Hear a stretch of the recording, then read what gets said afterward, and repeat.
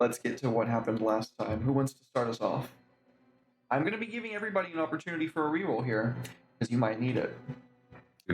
Yeah. All the end. Yeah, so bad shit went down. We got overran by a bunch of shitbag plague marines. They busted into pretty much everything. We killed a number of them in various debarkation areas from their breaching pods, I would say. And then breaching pods, boarding torpedoes, however you want to call them. And we eventually tracked them down to the environmental center, wherein shit really started to go silent. And I ended up dragging Bucephalus into the kind of the midst of everything, and some of us are not wearing helmets, and some of us have been exposed to various plague toxins, gases, diseases, and Yeah, that is broad strokes. Yeah, no, that's a lot of the big notes. You can go ahead and give yourself a reroll for the session. Hold on to it, because never know when it might pop up. Wonderful. Who would like to go next? Oh no, you're chomping at the bit. Go for it. I really am, but the problem is what I want to talk about is at the very end to give clarity to make sure everyone understands the depth of this situation, because it's really specific to 40K. So you guys I'll go next. I'll go next. Okay. Me then Red than you. After getting to the life support systems of Watch Fortress Ariok, we encountered not just a horde of cultists to the Plague God, not just a cadre of Plague Marines, we encountered a Chaos Lord of Nurgle in Terminator armor, performing a ritual to activate a virus bomb. We fought our way through the horde due to no small part of Helicoprion's obscene ability to deal with hordes. We cut our way through the other Plague Marines, and we got Bucephalus up to the bomb. Unfortunately, however, we failed to deactivate it, and the Terminator Lord teleported out. And I'll pass it off now. Wonderful recap. Give yourself a reroll.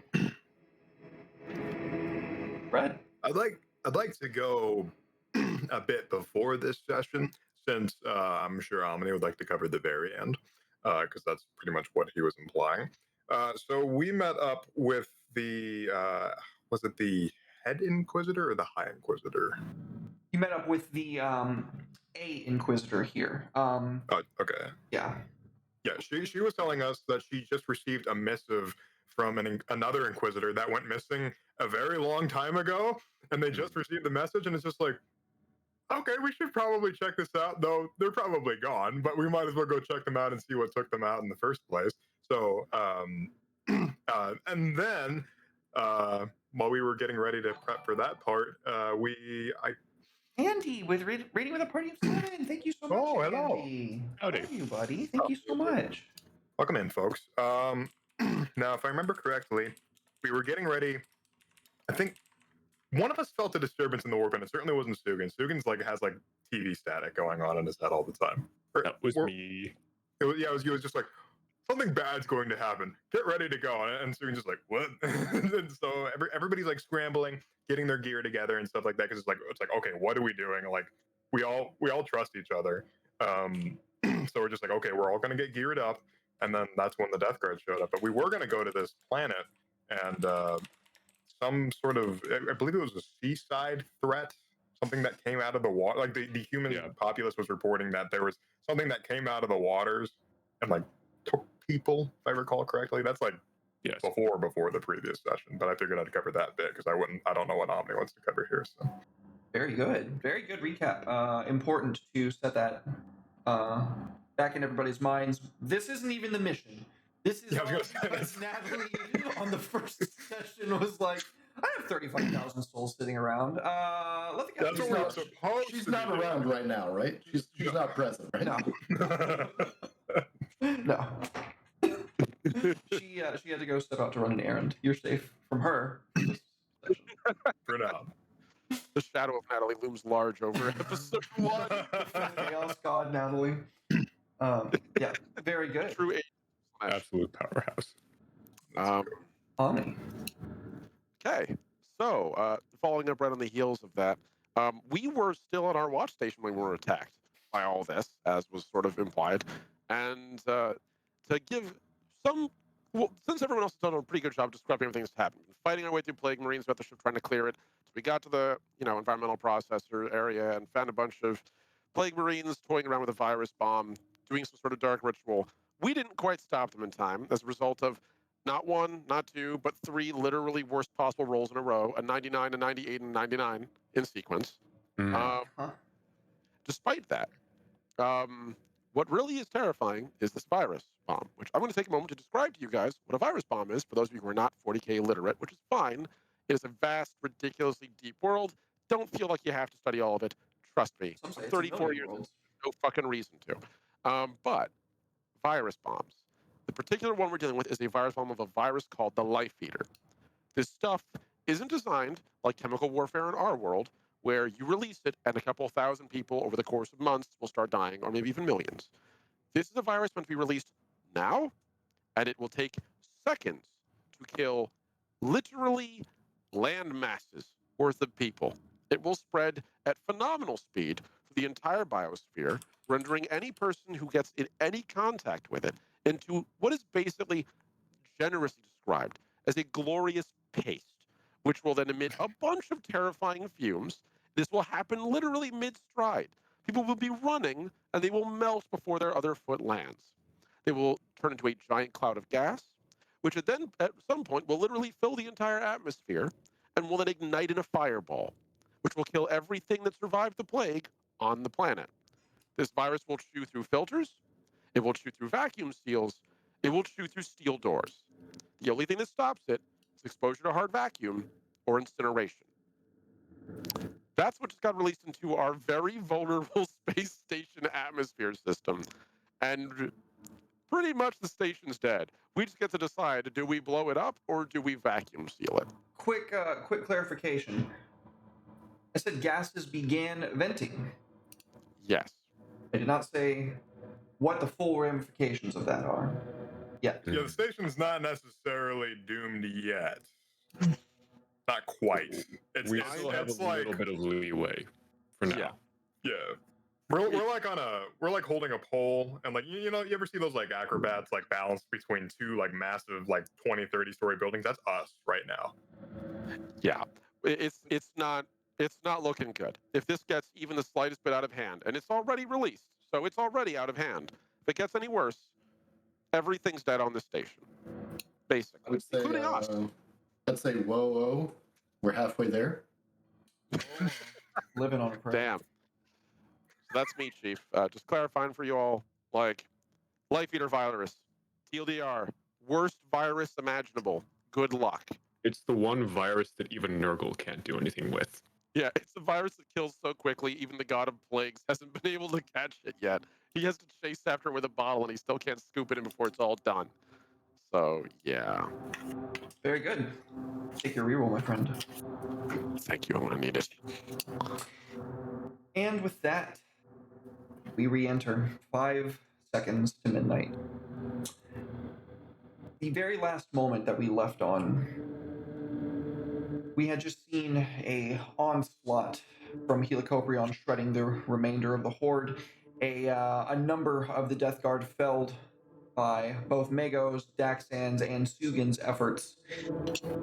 Unfortunately, as Omni was so correct in his recollection, Bucephalix was not able to disarm the Life Eater bomb.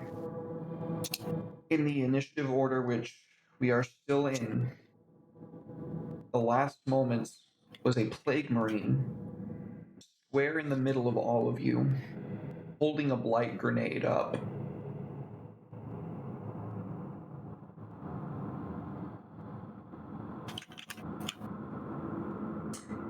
He laughs this hideous, squelching, wet burble. At first you thought he might just be keeling over and good, but Unfortunately, not this time. He shoots this blob of sickly green paste out from behind his horned hood, all of these bone-like teeth erupting inwards, this hideous purple tentacle-like tongue vibrating with his speech. Corpse worshippers, all of you. Do you know why you were even condemned to such a fate?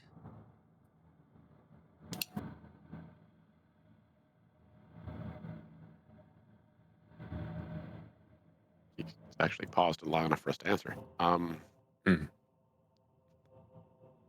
dead silence. I'm still Should we even? I think so much as acknowledging him talking to us might be considered heresy. I'm just saying. I mean, Yeah, the only, probably. I the don't only speak appropriate fail. Just answer. fucking, I'm gonna smite him. Yeah, that's the only appropriate answer is the smite or the holy bolter. I'm smiting him. So as you I'll get it on that. I'm gonna smite this motherfucker. With the power of friendship, I just smite him at the same time. And extreme violence. as you all ready yourselves to fell this foe, he spits one final time, and he chuckles darkly. Such children. We were right to scour you from the face of the galaxy. Glory to Grandfather Nurgle. Please make your rolls, everybody. Daxan, what are you doing while they're just gonna unload in this guy? Honestly, for all his transhuman might, I think Daxan is desperately trying to run through his long and ridiculously overtrained mental capacity as a private as a librarian, as not a librarian, as a apothecary, to find any solution to what we're dealing with right now. That's priority one. How do we save anything with the Life Eater? Is this too late? Can we deal something with it? So I think right now he's all in his head. By the time the grenade comes out, he knows he can't I don't think he would be able to swipe fast enough to decapitate this guy's hand, amputate this guy's hand from his body. And even if he did, the grenade might still go off. Does Daxan So I think he's have trusting. more heresy? That's a great question. Let me take a peek. Lore, heresy. We're off to some great rolls tonight. Holy shit. Prefacing this by saying that I'm going to throw a pushed smite into this guy. I'm happy to take a hit by 2. I don't have anything more heresy.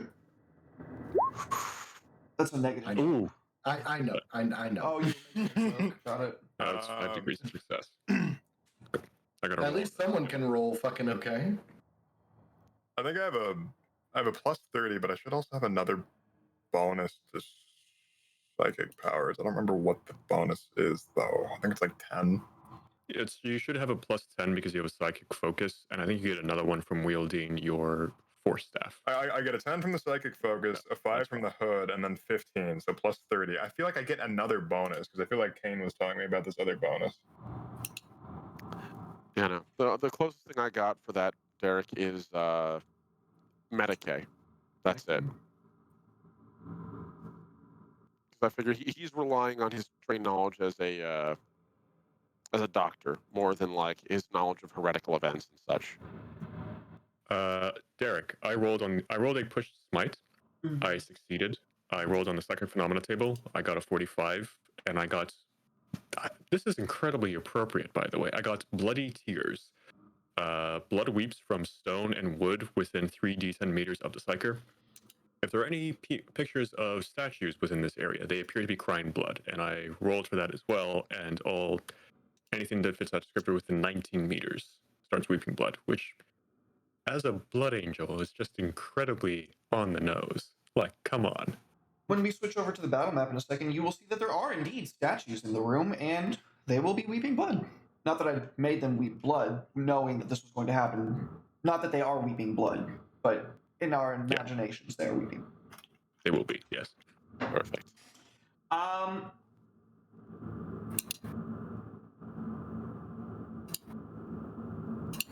Omni, I'm gonna give you Medicaid, given how niche and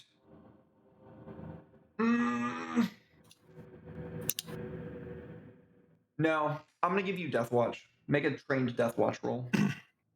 In Death Watch roll. Oh, There's a chance that in the Hypno training there was something about Heresy Era. What I said earlier was Heresy. What I meant to say was Heresy Era. That was my misspeak. I figured that's what you meant. So we're looking at. I am trained. That's just my full intelligence. Okay. Here we go. That's gonna be 50-50, I hope. Probably with a modifier, but we'll roll it. Come on, buddy. D100. Let's go. Are you fucking kidding me? We have some spicy fucking rolls tonight. Let me just. I know. Oh, yeah. Oh my god. Jesus Christ. Oh god. The only I don't know if I want to even re-roll my smite. The only thing that you can possibly think, Daxan, that I mean, Buse Felix called it the Life Eater virus. He did succeed his role to recognize what it was. I made that roll last session to recognize what it You was. made that roll. I thought it was him. Okay, sorry. I watched that it was today. me. My bad. Yeah, it's all right. Then, okay, given that you made that roll successfully, and I still rolled like ass, so please feel free to punish me for it. I just know he knows mechanically what it is. He just doesn't know how to deal with it. yeah, you know that if something is not done within like the next couple of rounds, like maybe like one, maybe two, maybe three, this entire watch station is fucked. There is no saving it because you will all be fucked and you will all be dead because you are at ground zero for it. I'm gonna go ahead and use my reroll for the session to reroll that smite. Sooner that guy dies, sooner we can go and do things. So, okay, so I have a plus 30 total from like all the equipment and stuff like that. And according to Kane, I have 5 times the psi rating put into it, so that would be plus 15 in addition. Hmm. Okay. Boom. That's significantly better. Okay. Hell yeah. We're smiting. Also, Dylan, did you push your smite or did you do like a regular smite? I did a push. Okay, so you should have rolled a 60-10 for damage. Yeah, I have no. That was to determine the area of effect of the psychic phenomena. Oh, okay. So you haven't rolled damage yet. Is what I haven't rolled damage okay. yet. Holding off on that until I get the go ahead. Okay, I'm just gonna do a regular smite in that regard then. Let's see here. If you wanted to roll your damage first, that's fine. I just need to look at something real quick. I want you to both roll Yeah, your damage at the same time. You know, Okay. Well, I just pushed mine through. that's good. I did, however, get a Righteous Fury on my psychic power. Roll to confirm. Oof. I don't Regular. think I rolled to confirm Oops. though. I mean, I can channel again, but Do you not roll to confirm? I thought that was only on Xenos. I think it depends on psychic powers. Oh, maybe you might be right. You might know something that I don't. In which case, go off, King. I'll pull it up just to make sure we're doing it right. But in any case, 16 for me with a pen of 3. Okay. I don't know if that's gonna do anything, but pretty sure the toughness is 25 there.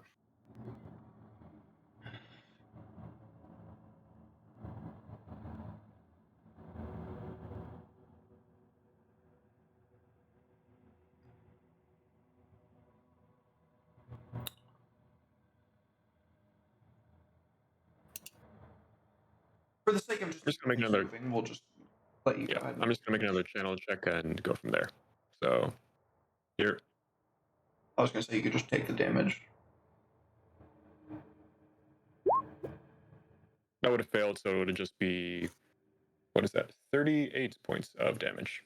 Pen 6. Okay. A couple of things happen at the same time. The Plague Marine crushes the Blight Grenade in his hand, instantly sending a shockwave of green energy out. His back and side just get lit the absolute fuck up from Helicobrion's Stormbolter. We can see that it doesn't seem to bother the Astartes himself, but his armor is just getting positively shredded. The ceramite just falling away to nothing, exposing hideous, rotten flesh beneath. Taking this opportunity, both Sugin and Mago channel this overwhelming psychic force directly on either side of him. And as this happens,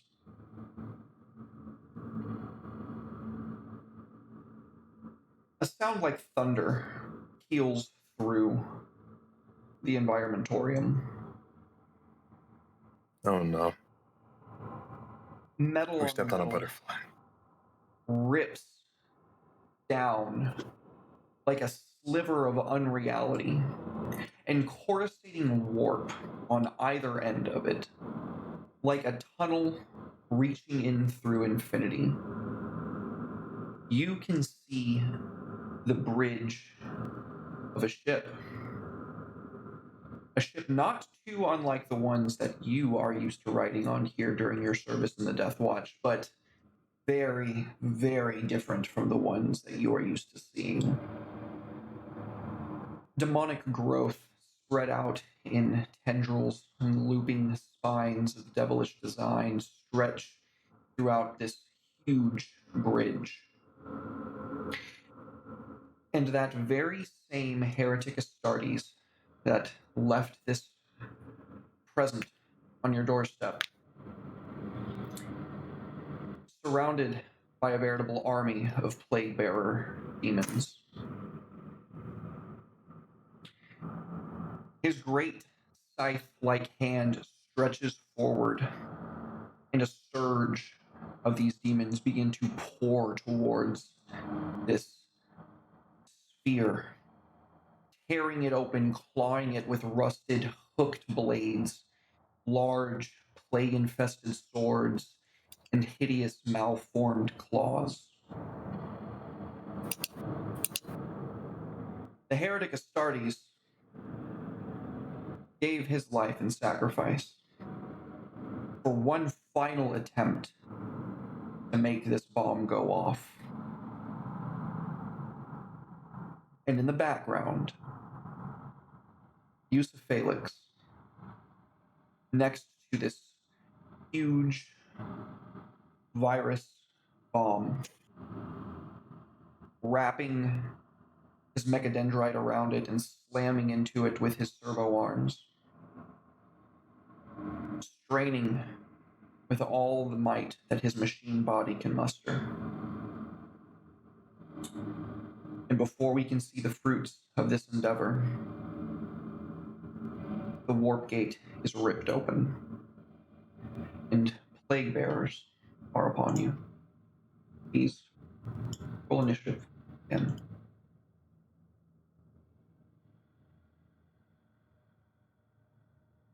Parties wasn't enough, Derek. It wasn't enough. Plague bearers. It's going to be your agility. Yeah, D10 plus your agility. Oh boy. 8. 13. Hey. My God. Come on. Oh no. I can't. Look, I never said I was fast. You can Wait, replace. I did say I was fast. You can replace your initiative. With a fate point, you can take a 10. Not this time. Not worth it. I don't have the fate points to burn, buddy. You gain all your fate points back at the start of the session. Yeah, for the session. Still, I'm going to hold on to them. Okay, cool. Just make I sure. respect it. Okay, so it's going to be... I'm just going to roll for all of them at once. Okay. They're all right next to me,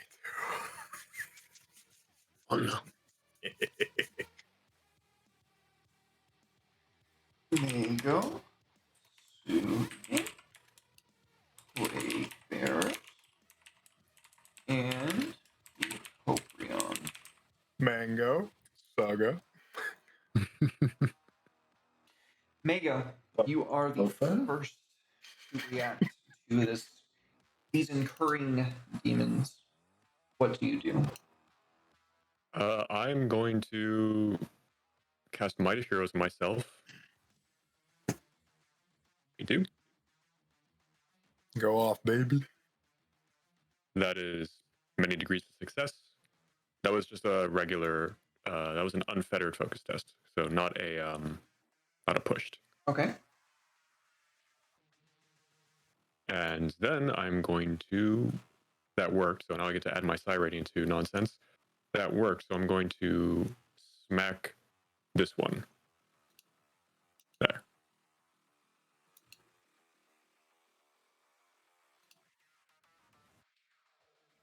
And I figure because Bucephalix is busy with the bomb, I do not get a flanking bonus. That is a significant miss. I'm going to use my reroll to reroll that. Okay.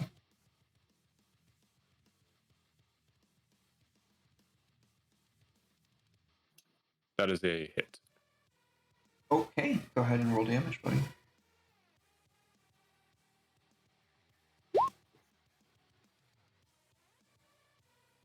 Is that right? Nope, that's right. That is going to be 31 points of damage at 11 penetration. Very good. So you shear into this demon, and what you are absolutely positive is a felling blow. Maybe takes you back for the briefest of microseconds, as then your training and memory kicks in that these are demons of Nurgle. They can take a good deal of punishment. They wear no armor, but they have a great deal of toughness. Last thing I'll do on my turn is just shout to everyone, get them off Bucephalix. And I turn and ready myself for whatever this thing's going to do next. And that'll be my turn. Very good. Okay, the next in the order is, I believe, Omni. No, it is Sugan.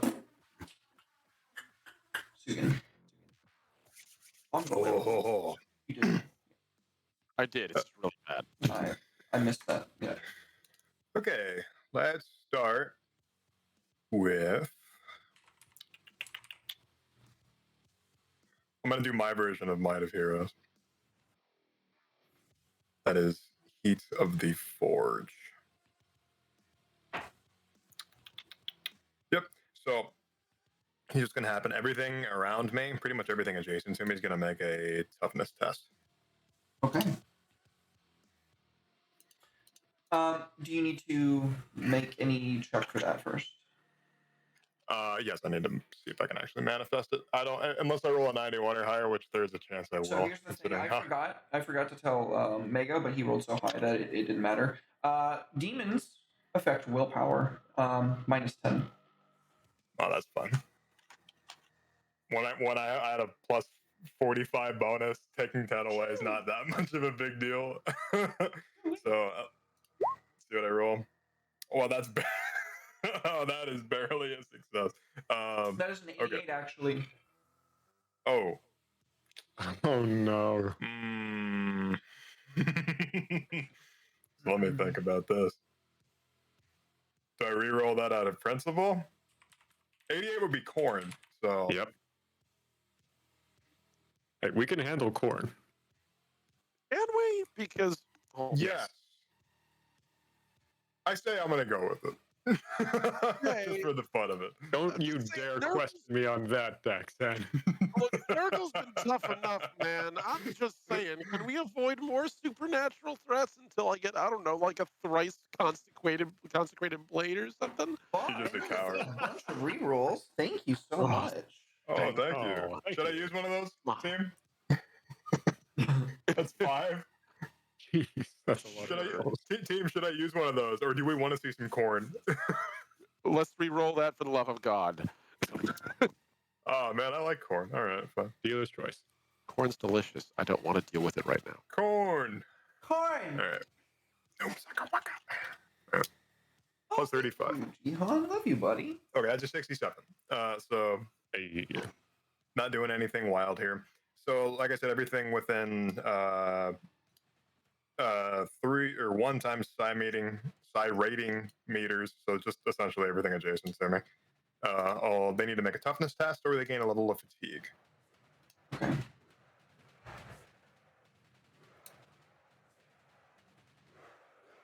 Let's see here. Play. I think it's a challenging toughness test, so it's just a +0 mod. Okay, so two of them make it. That's fine. So here's what's going to happen. My melee attacks deal additional damage equal to my psi rating, so I have my psi rating to my attacks again. And anybody struck by me needs to pass an agility test or catch on fire. So I'm going to hit this motherfucker right in front of me with my staff. Let's do that. Yes, and I fixed all that nonsense with the thingamajigger. +3. So this will be +3 again for the damage. So we'll see if it hits first. Do I have any mods? Everything that you would normally have. I mean, it's you're not getting a bonus for anything other than that. Okay. So just be hitting the guy right in front of me. That's a success. Not a great success, but it's a good success nonetheless. So here's what's going to happen. I'm going to roll damage. I'm going to add my psi rating to it again. So whatever this damage is +3, so that'll be 27. This has a penetration of, I believe, just 3. Actually, I'm gonna choose to. Can I technically empower this attack, Dylan? I can do this after I use another psychic. Yeah. So well, first of all, does any damage go through? Absolutely. Yeah, Okay. 20, You're 27 not targeting his plus starties, by the way. 3. He's already gone. I left that there because he's the demon gate or the warp. Oh, that's fine. To the bridge. Yeah, I'm just hitting. It doesn't even matter what I'm hitting, man. I'm just hitting something. So Yeah, as long as damage goes through, then yeah, just make another willpower check or test. Add all of the relevant modifiers that you would. If you succeed, then you roll like however many degrees of success you get. You roll that many d10s. Oh. So that's going to be 6d10. That's basically the smite I just threw out. And this damage ignores toughness and armor. It ignores both. This just ignores. Yeah. Oh. Okay, so the first I'll have 27 damage ignoring 3 toughness, and then I'll have this 60-10 damage that ignores everything. Also, they need to make an agility test or they catch on fire. Okie dokie. Oh, that's pretty. That's 23. Ignore everything damage. There's nothing ever to sneeze at, but Yeah, definitely failed that. But he's also okay. So they're gonna take 1d10 fire damage. super dead. Nice. Okay. Which one was it that you were targeting? Let's see. Do you have a preference for which one I'm hitting, fellas? Should I hit this guy just since he's a little bit out of everybody's range right now? Yeah, that makes sense. Okay. Yeah, I'll do that. So Sugan sees all these plague bearers come to bear, and he just slams his staff down against the ground. It's just massive heat wave just emanating through him. You see that sort of hot air displacement around the metal flooring, and it starts to glow just a little bit. And he just brings his staff down, turns around, and just completely crushes this thing and hits it so hard. You see warp fire just shoot out in both directions when I just hit it right in half. Hell yeah. Put that thing right back where it came from. Oh, Wonderful. Death. Annihilated. Okay. Is that your turn? Yeah, that's all I can do. Okay, then we go to the plague bearers. Mm-hmm. Hit me, fool. Everybody gets one. Let's go. That's 1, 2. I think that's 3. No, that is 2 hits with a few significant degrees of success. So I'm going to roll Omni's 1, Sugan's 2, Helicobrion's 3, Mago's 4. Going to parry the one that's on me. Okay. Since I can. So I'm also going to attempt to parry. I'm hitting Helicobrion and Mago. Okay. I'm going to roll to see if my storm shield takes it. Wonderful. So let's go ahead and have that storm shield go off. Storm shield takes it. Let's go. Okay. So we can see the plague bearer just like slamming this rotten greatsword on your shield ineffectively. Helicoprion, are you going to dodge or do anything? I'm going to dodge. I'm trying to figure out if I add anything to my dodge or if I have any penalties. I don't think I do. I think it's just straight up dodge. Standard. Yep. That's a hit. Barris degree. Ooh, yeah. So this one on the opposite side of you has like this massive cleaver, and he's just coming at you as hard as a demon can, but you are faster than him by a long shot, and it clatters into the deck below you. That's going to take us to Daxan.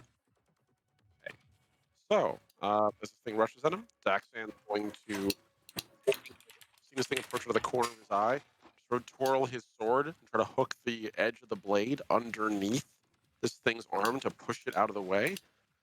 This is a balanced weapon, thanks to the upgrade I've taken on it. So I'm currently at plus 10 on my 61. Cool. I succeed. It was just a base challenging of 0 weapon skill test. I think I succeeded, so that means that I parry the blade and it doesn't hit me. You didn't. He attacked you, but he missed. Yeah, exactly. Cool. I mean, that happened anyway.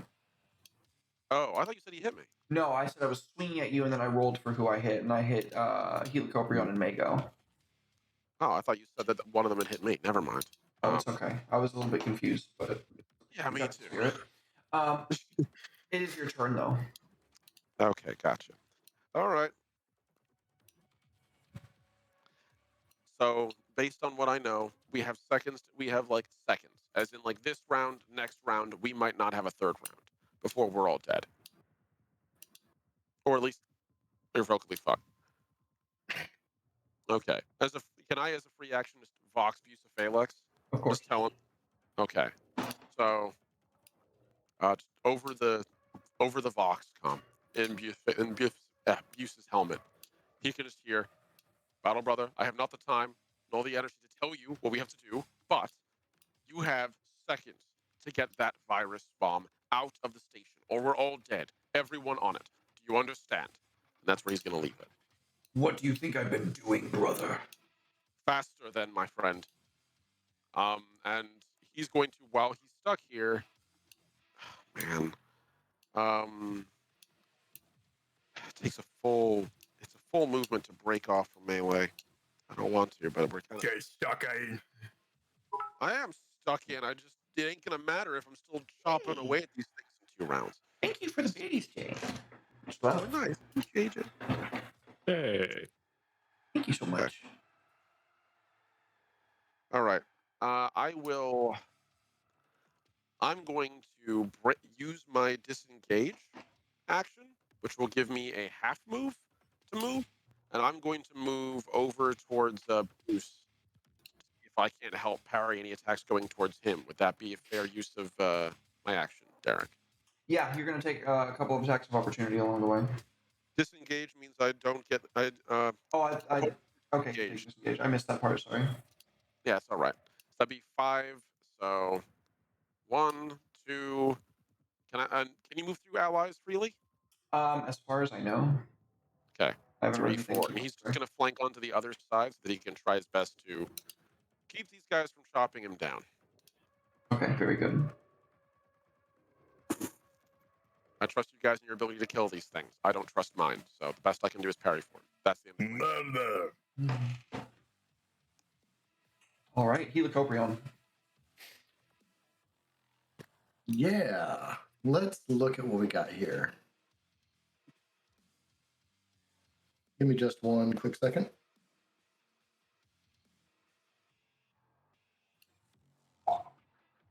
Cool. Yeah. Let me look at the map. Oh, this is looking keen. So full auto attacks can be done, and I can allocate. You cut out, buddy. Full auto attacks can be pretty mean. I can allocate additional hits beyond the first one to anything within 2 meters of the OG. Nice. So we're going to target that one with a full auto from the Stormbolter. Let's go. Rolling for hit. Rolling with 30 mod because full auto. And yiddly deet. Did I seriously roll an 80? You got to be kidding me. Damn. We're re-rolling it. We're re-rolling it. Okay. My luck has not been here today. Bago sees that he's behind the plague bearer that Helicarpion is shooting into and just immediately ducks. All right, that's a little bit better. Damn near 6 degrees of success. Nice. Let's fucking go. So I get the initial hit, and then it looks like it's going to be 2 on each, I think. So let's take this one first in the front.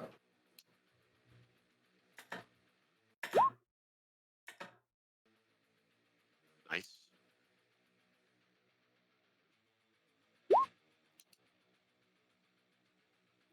Not the best, but not the worst.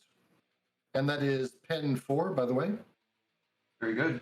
So the first one is going to be taking. Oops. I know what the fucking wounds are. I can just count up. Okay. And then which one are you targeting with the next round? The one that's already wounded, you said? We're actually going to move over to this one. So the one that's already been wounded. Okay. Yeah, that's going to be the next 2 hits. Okay. Oh, I fucking miscalculated pen. Whoops. Okay. Yeah, And first 2 go to this guy in front of me. oh, first Next 2 go to this guy. Got it. When you're running a Stormbolter, you can be generous handing him out. Got it. He's annihilated in that game. And also, if I go over into critical, I do 2 extra damage. Jeez. So, just so you know. Okay, then. We're going to move over to this one. Okay. He's going to get 2. 21 and 21 back to back. Last but not least, 15 and 19. No righteous, but I'll take it. Oh, damn.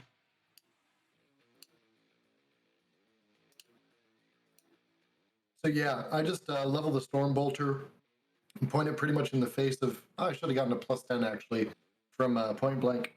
So whatever. That's an additional Just degree of level it. success. It would have been. I've got no one else to spend the bullets on though. Yeah. Yes. So it just does that, tracks it over to the left, and then it. And there's just a tiny stutter in the chug of the bolter as it passes through Mago's turf. It's just like it almost coughs apologetically as it arcs to the guy on Helicoprion's right over. Absolutely beautiful. Sorry. My bad. So we've reached the bottom of the turn order, and we can see Yusa Felix picking up, as I said, using all of his might, this positively monstrous piece of machinery as he strains with everything he has. Right next to you, Daxan, you can hear like a clatter on your shoulder before you turn to see him, and he is looking you dead in the eyes, and over his vocal box, or excuse me, the loud box, he says, "Get away and get your vengeance once you have healed brothers. Show these renegades what they have forsaken, turning away from the throne and casting their lot with pestilence. I have failed the Emperor. I have failed the Lion. I have failed my legion. I will not fail here. Not this time. Felix uses his servo arm to pick this bomb up, clamping down on the open hatches of gas. He thrusts his helmet into your arms, and he says, "Give this to Sugan. There may be air left, brother. Take it and breathe." As most of the kill team sees him properly for the first time ever, it is obvious that he was once a dark angel. His face, framed by blonde hair and trimmed beard, is a near carbon copy of every statue and painting of Lionel Johnson. His body is distinctly different from a typical Astartes. He is the machine of Mars, the Knights Caliban, and a black shield of the Death Watch all at once. He rushes at full speed, using his reckless assault feature to double and rush to the closest outer wall, firing his plasma rifle on maximal settings again and again, ignoring the recharge with its recent augmentation. It's melting through the plasteel and the rockcrete until he reaches it, and finally, using his breaching auger, he clamps and slams the drill hole through the ruined wall, shunting himself into the void of space. The decompression crushes the hull behind him, cutting him off completely.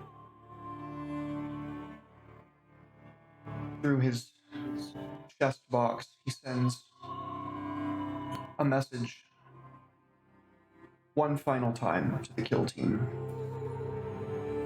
Finish the mission, brothers. This is how I die, after so much time. Though he does not need to breathe, the errant gases and damage dealt to his armor and his body has sealed his fate. And we can see the life eater virus take him. His Vox remains open, sending his last message, an epitaph that drifts along the starry firmament. One more watch fortress saved for you, Father. One last chance to be the man you saw me as. His servo arm holds the bomb close to his chest, and he uses his body to try to shield the watch fortress. With the last of his strength, he presses the plasma rifle against one side of the bomb and a grenade against the other. The gas ignites, but in space has nowhere to go. The resulting implosion leaves nothing but cosmic dust. Stick around, folks. We're going to take a quick break and we'll be right back with more.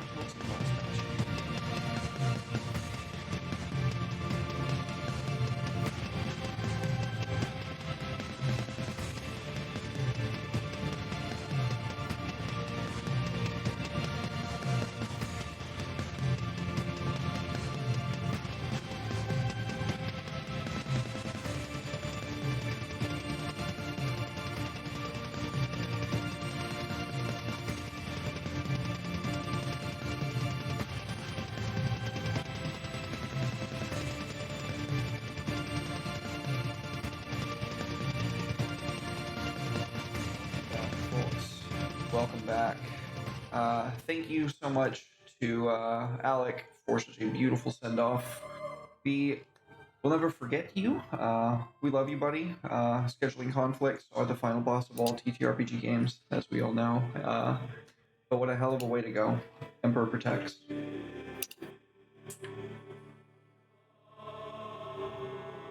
As you see him hear this, and we return to the top of the initiative order. Mago and Sugan, you can feel the psionic energy lashing out from this warp gate, their bridge. And Yusufelic's final wish,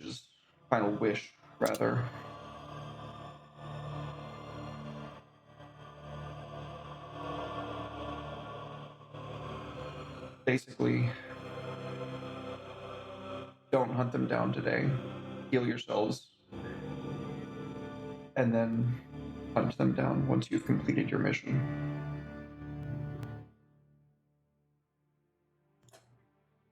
Sugan, as soon as he started watching Yusuf Felix start running, he knew what was happening, but obviously his salamander spirit and like the spirit of his Primarch lives through him, so his first instinct was to like reach out, grab him, and stop him. I'm assuming one of y'all would have to stop him because Bastion was guarding him against the demon.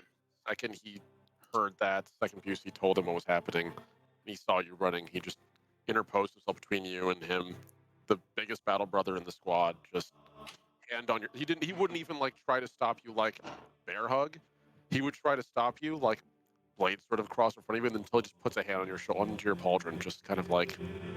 Do you hand him the helmet? He does. It was Busey's last order to me. he takes it. I will wear this. I believe it is what he would have wanted. For now. He'd pull his hood down and expose, and you can see the back of his head has all these wires and stuff like that running down into the rest of his power armor and from the hood. And he puts the helmet on very solemnly. He's just like, I'm doing this because I have to, not because I want to, because it's, I don't know, it's like crawling into somebody's casket and laying in there with them, you know what I mean? It's really, it's heavy as hell. And he puts the helmet on, and you see the eyes light up, and he pulls the hood up over his head very solemnly.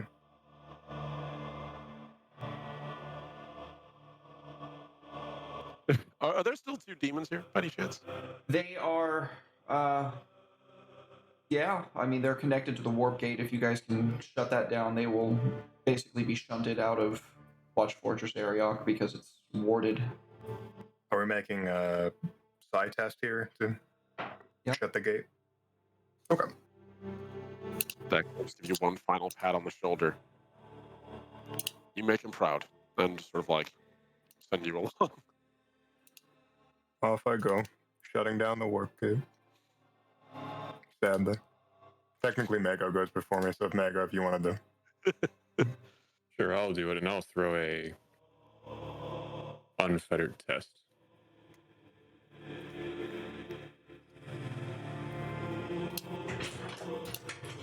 That's 2 degrees of success. Wonderful. All right. And, Sugan. I guess I'll make mine now. See if I can successfully close it. Since Mago and I's relationship is just like, one of us starts, the other one finishes it, so. See what I can do. Boop. Okay, we're not. Fucking 90. Oh god, you know what I just realized? What's that? We're the Mario Brothers. And plumbing's our game. You're red and green even, Jesus. Oh my god, yeah, you're so right. Oh my god. Okay, so I'm gonna use one of the 5 no, I think it'll be down to 3 after I use this next one. Yeah. Oh, come on. Why can't I roll well even on a dramatic moment? That's better. Okay. So 3 degrees of success to close it. I languidly reach my hand out with my staff and just channel as much warp energy as I can to disrupt it. We can see the 2 psychic brothers putting everything that they have into shutting down this warp gate, and it is being held open by the Chaos Lord on the other side.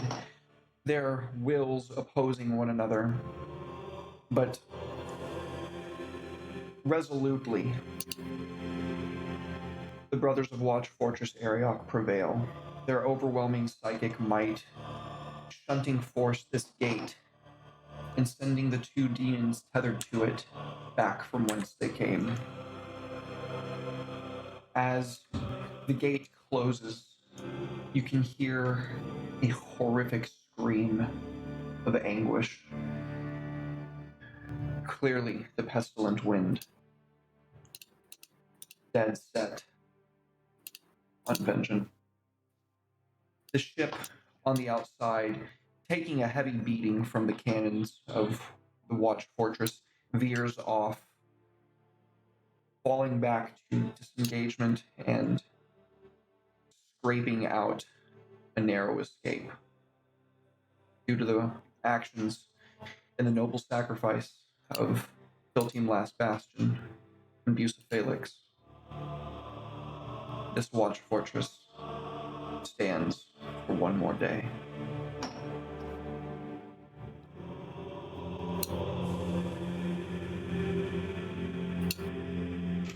Exan, trusting you guys to your task, the second that the gate is sealed, he's still wearing the diagnoster helm and immediately just begins taking air samples, full area scans. He wants to make sure there's not a particle left of this virus.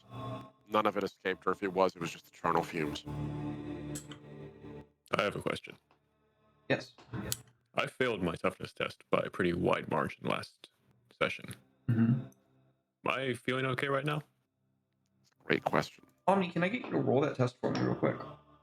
Gladly. You guys did tell me who was the that's right, you guys did even tell me who was breached last session. Shit. Yeah, it was Bucephalix and Mago. Okay, I'm just doing a quick back of the Yeah, while you're rolling that test, Mago's just gonna fade away like Avengers style, just like I don't feel so good, just nothing left. Good. I'm just taking a quick check because I have like 3 pieces of gear that are Medicaid that all combine together. So I just want to make sure I'm doing this right. So I have the okay. So I have that, which is plus 10, plus 20 for that.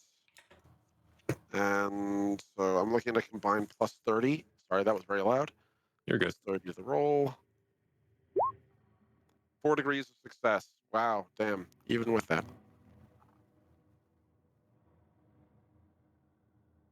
The air mostly clean. You do see a good amount, more than just trace elements, clinging to one of your battle brothers. And we can see Mago's armor already halfway dissolving. Okay. Fuck. So we have I Mako. look at my kind of like my character artwork actually. I look up at my silver arm and I see like my fingertips beginning to dissolve away as I look at it. Daxan, without a word, he's going to put out an open vox on any command channel he has authority to have access to. And this is going to be with Apothecarian sigils lit up. Like, he's putting this call out with the understanding that whoever's seeing this is seeing, like, this is me doing the Space Marine equivalent of driving with my sirens on. And he's going to say... Yep. Make an awareness test for me, please. Before Sure, boss. Daxan leaves. Kim. Well, in typical fashion. That's not too far off, but still far off. Daxan, you can see Sugan's arm sizzling away. Okay. As he's putting out the call, he's also quickly, as he's like mid-sentence, looking at our friend, because we have, he's looking at Helicoprian as well. As if Helicoprian failed his armor, was compromised last session, so I'm going to see whether he's still good. You can see a rent in his armor with some of the Life Eater virus attempting to carve its way down into him. Fuck. All right. So, again, highest command priority he has access to, full apothecary sigils. He's going to blare out a series of commands very quickly, and that is depressurize the following chambers in sequence. Do not stop until I give you the command to do so. This is a priority 1 alpha request. If denied, the station will fall to Life Eater. Comply. And he's going to literally take his sword, point it at all three of you, and say, "Follow me, run. Do not walk." And he's waiting until the chamber we're in depressurizes, and then he hears the next one depressurizing. And we're going to be running through the doors as they depressurize. And the goal is the sequence of hallways he's lighting up to is to the nearest airlock. There's only one way to treat this as far as he knows. Can I please get toughness rolls from Sugin, Helicoprion, and Mago? Make them GM rolls if you would not mind. Oh, It doesn't matter. Chat would see it. Yeah. Yeah. Well, before we start running, okay, so was the awareness to see if I was aware I was getting like eaten away at? That's fair. Well, with the arm, me being like blissfully unaware of the fact my arm's literally just getting eaten away at, I'm just gonna like grab Mago by the bever, and I can clearly see that Mago is like falling apart, and I'm not going to have another brother die this day, if I can help it. Contaminated 2, brother. Use your hand now. What was that, Mago? Like, I just look to Tsukin as he says that, and I go, "Thank you, brother." I'm in full sprint after Daxton. I'm following his orders. I'm schmoving. Yeah. Oh yeah, we're using the jump jets and everything, keeping up and working it.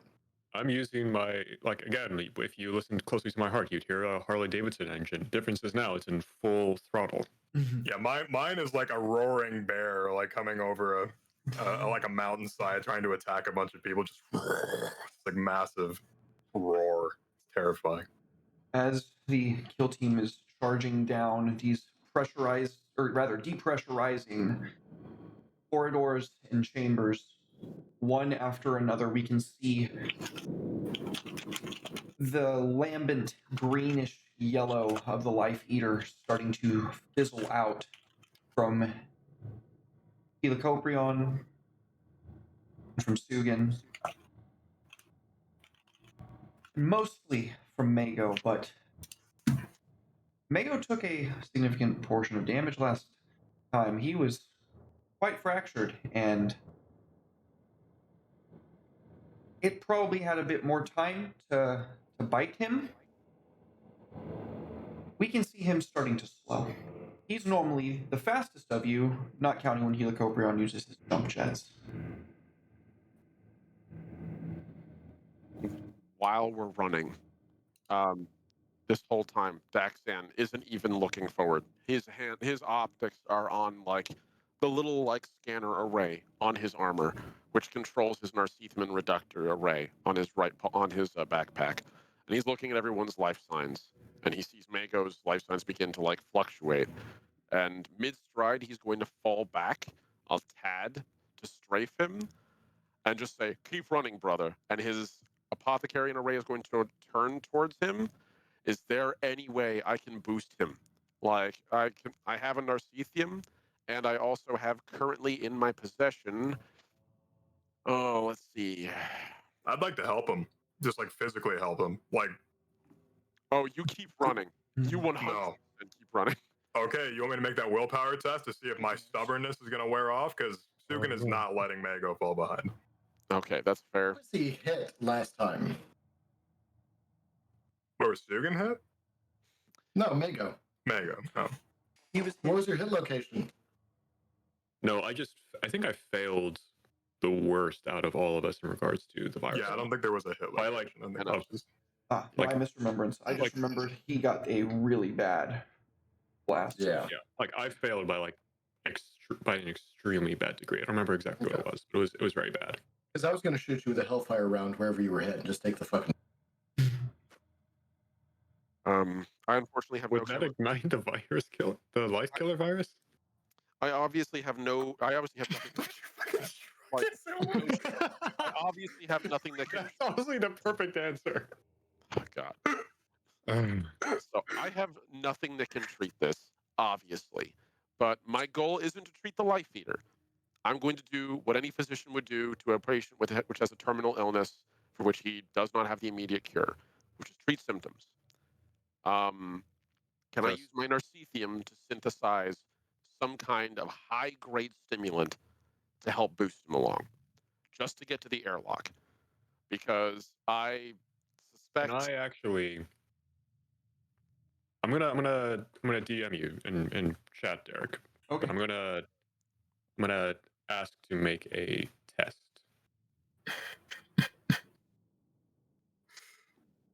Helicoprion is just like, I'm gonna shoot at you. Wouldn't that ignite the life killer virus? Shrug. Just you burned my house to the ground. What do I do? Just fucking shrug. Look, it fucks up all organic matter. What do you want from me? I'm not the brightest of us. I love that he's just like, it's mislabeled. That's not fire at all. But yeah, if I can make a Medicaid test for that, that's all I can think of to just keep him sprinting to the gate as fast as we can. But that's my suggestion for the role. I don't know. Your call, Chief.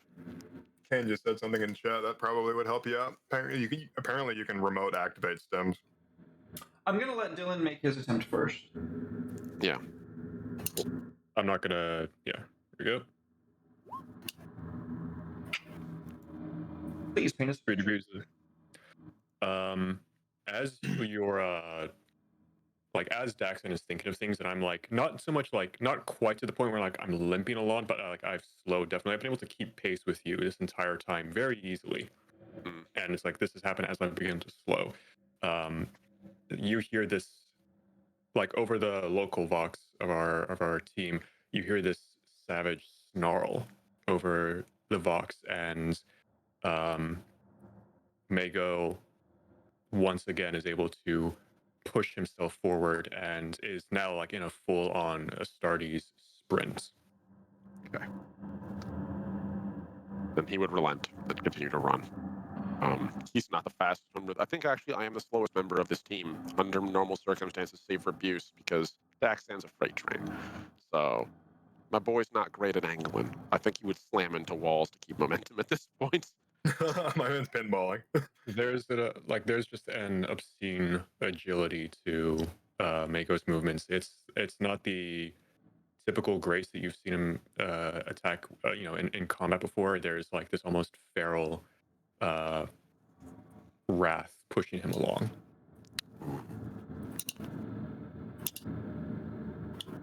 gonna file that away for worry about it later when you don't carry the depth of all things in your armor. Yeah.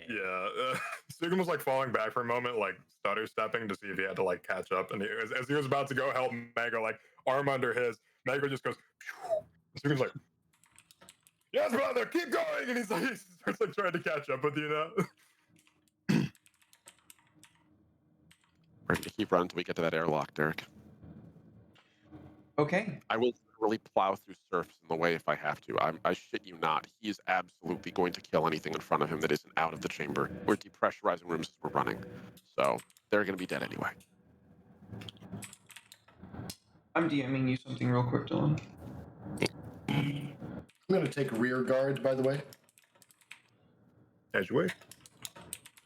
You are the fastest out of all of us, what with your literal jetpack. So. Yep.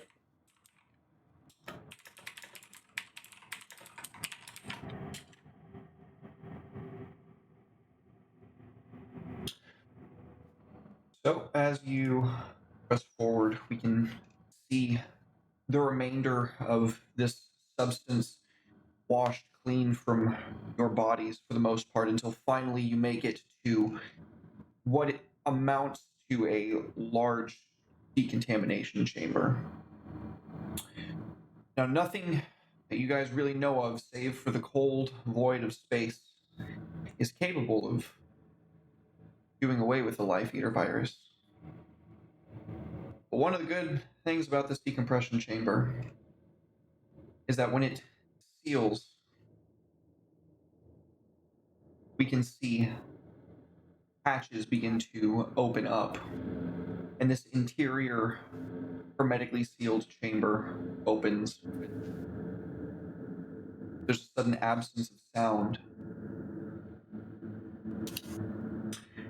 and we can see the form of Mago beginning to collapse in his heavy armor, down to one knee at first.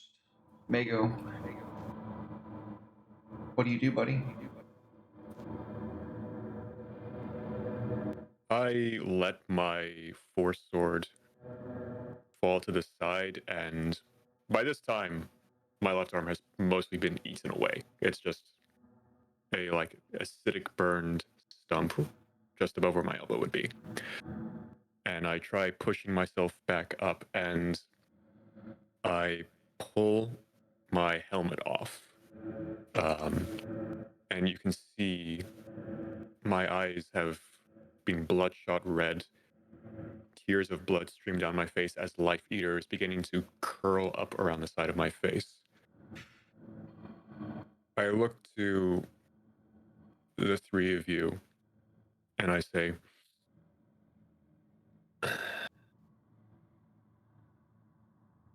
Mephiston told me that I wouldn't dream, but I did.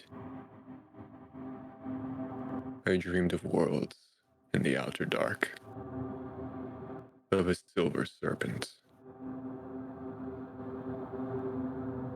I would have liked to have seen Ball one last time.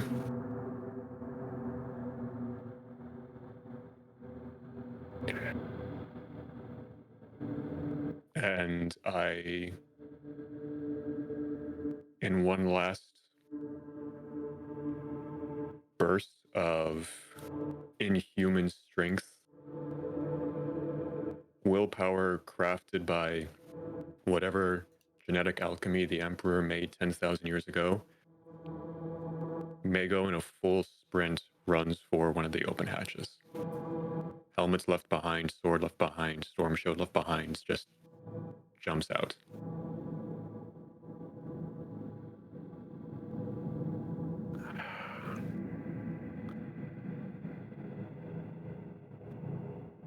As his body drifts off into the cold black sky of space, we can see the hatches closing one after another as the largest source of contamination having been purged. As it finalizes and starts misting with air once more, a servitor from the wall. The Emperor protects. And the door opens back into the Watch Fortress. They are clean, right? Yep. They are okay. Because Except for my arm. it's clean now. Yeah. It'll buff out. It'll buff out. Yeah, that's fair. So Sugan's gonna do the thing because Sugan's gregarious, but he's no longer gregarious for the moment because he just lost two of the people that he was very gregarious with. So Sugan's gonna walk over to like the drop shield that was just put down. He's gonna take his fist and he's just gonna start pounding on it until there's just a dent. Yeah. Absolutely. It takes a great deal of effort and an unbelievable number of punches. You are quite positive that your hand is absolutely shattered by the time that you are done, as is the armor that is wrapped around it, being significantly less dense than the storm shield. But you do scratch a dent, covered in your bloody, mangled hand. He isn't moving, but his armor is roaring very loudly It's grown from like at the start. It's grown from like a low like mountain lion's growl to a bear's growl to what could be compared to a dragon's roar, and he is just slamming into this like unrelentingly until his armor is just falling apart like an aluminum can being torn to shreds. And you see him like heating up. And there's like an aura of heat coming off of him, and he just slams what remains of his fist into this cover, and it just explodes. Bone, muscle, sinew, blood everywhere. There's nothing left of his hand. And it's most certainly gene seed flaw. Take a fate point for that. I shall. Is it up my threshold or my current? Your threshold. Wow. Thank you. Yeah.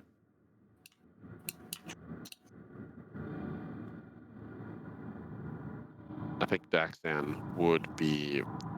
He would have watched all of this silently.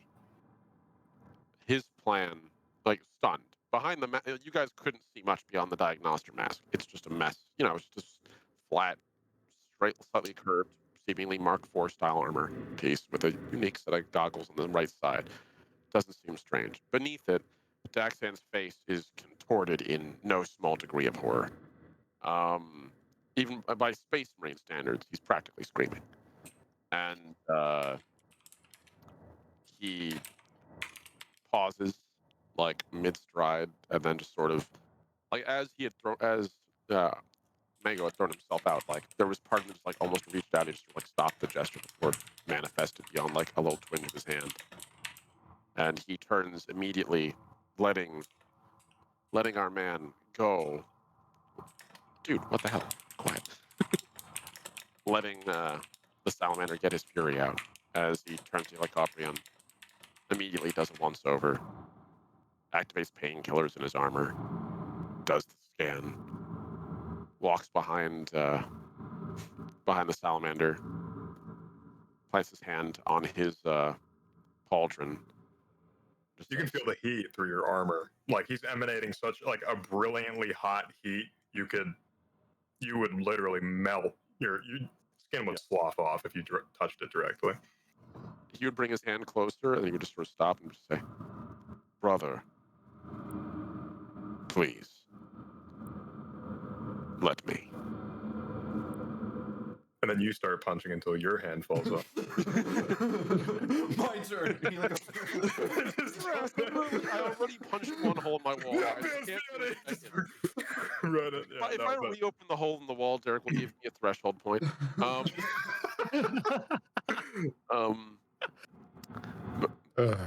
Yeah, no, he does sort of vox like quietly. Please, let me treat you. He'd offer you what remained of his arm, which was pretty much just nothing but like a bloody mess of like shrapnel, bone, and flesh about the midway down his forearm. And he just looks at you, and he, with his good hand, he just like drops his staff to the side. He doesn't see it as necessary at the moment. And he just one hand takes the helmet off of his head, looks you dead in the eyes, and his eyes are so intensely bright right now, it would be like looking directly at the sun during a solar eclipse. And he just says, "That should have been me." Oh, don't say that. Brother. And he's going to kneel and just, you know, the syringe is going to go into the stump of your arm and all the painkillers, the good shit. We're talking horse tranquilizer levels here. He is going to do everything he can to mitigate pain while a little like laser on the side begins to cauterize the wound. Can I treat him and make a Medicaid roll to see if I can ease his pain in any meaningful way? Not that, you know, he's a space marine, but still. I don't think you need to make a roll for that. Okay. I think you can just auto succeed on that. Yeah, I'll just take a 10. I'll take 10 and I'll just auto succeed at like plus 30 on this at least. So as he. Oh, I just saw that, by the way. Yeah. What's up? Still made a banner for Last Bastion. Yeah, it's gorgeous. I don't want any more fucking names. Don't make me fucking do it, dude. You can add Sugan's hand to that if you want. Gross. That would be a good meme. So he sprays antiseptic painkillers on it, and as he does, with since this is like a little servo arm in his back that's doing that, he's going to just put his hands on your pauldrons, just look at you through like the cold lenses of his helm. And then just once he scans again to make sure we're clear, there's no life eater here, there's no chance of infection. He's going to reach up with one of his free hands and disengage his helm and pull it off. And underneath, you'll see the same like relatively pale skin, dark flowing black hair that's been normally be tied up in a bun, but at this point it's kind of just all over the place. Like it's battle. It got loose. There's not a scrunchy alive that survives Space Marine combat. And he's and his eyes, which are this brilliant shade of like almost cerulean blue, are locked on yours, and you can see they are very. There's like a sorrow in there that's not present. Normally, Daxon doesn't project emotion through his face. It's very visible right now. And he says, "Brother, no one should have to die like that. I failed them. We will not fail the Emperor in our duty. They died as heroes, as paragons, shields of humanity, everything we could hope to be. That is our birthright. They've completed our journey. Now we must honor them and complete our own." Okay, well, I'm gonna make a willpower test. See if I can overcome the stubbornness I'm feeling right now. And I plus 10 to it, since it's just a routine willpower test. I succeed. For now. The duty of the 18th. We, my brothers, we are meant to hold to the last. Knowing that I did not do that, I shall never forgive myself. It is I who am meant to die. Not my brothers. Not humanity. But the 18th. If such a situation should arise again, I will be the one.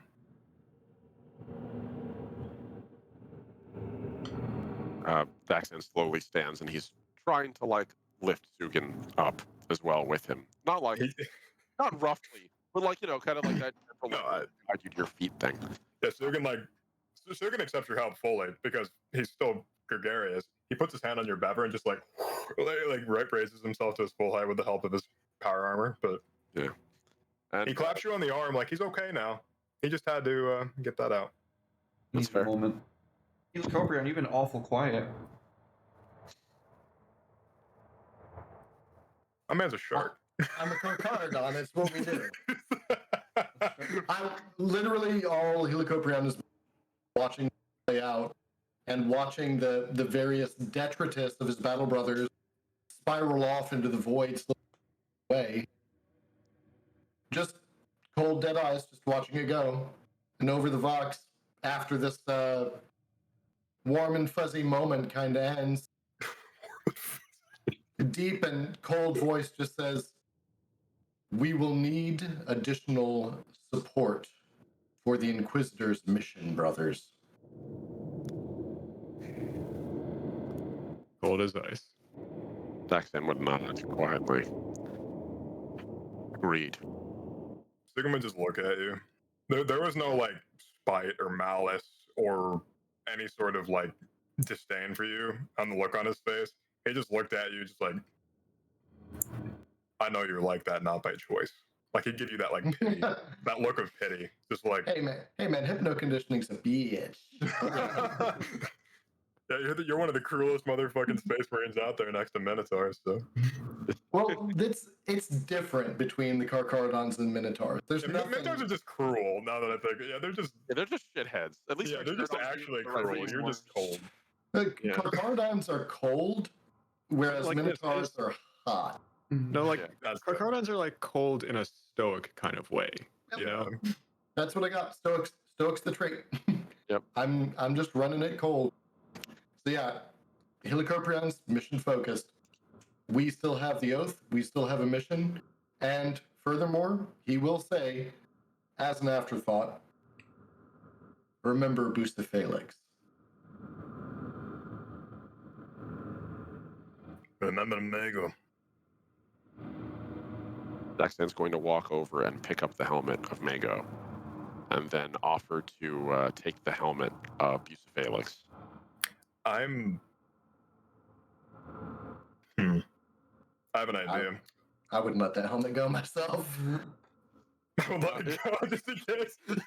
It's just like, He's not taking them to be disposed of. He just wants them for a moment. my brothers.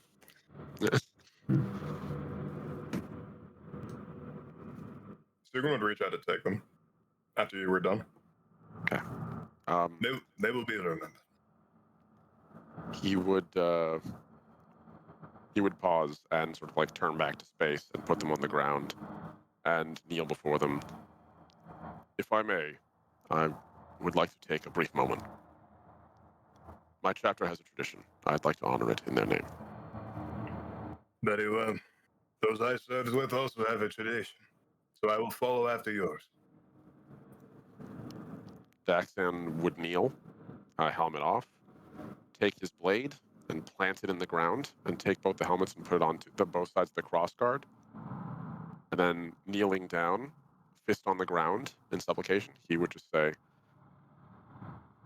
"You were the shield of the Imperium. Your purpose was to defend, to protect, to impede the unjust. Resolute as a mountain, strong as adamantine.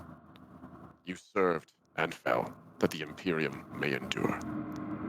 Your duty is complete.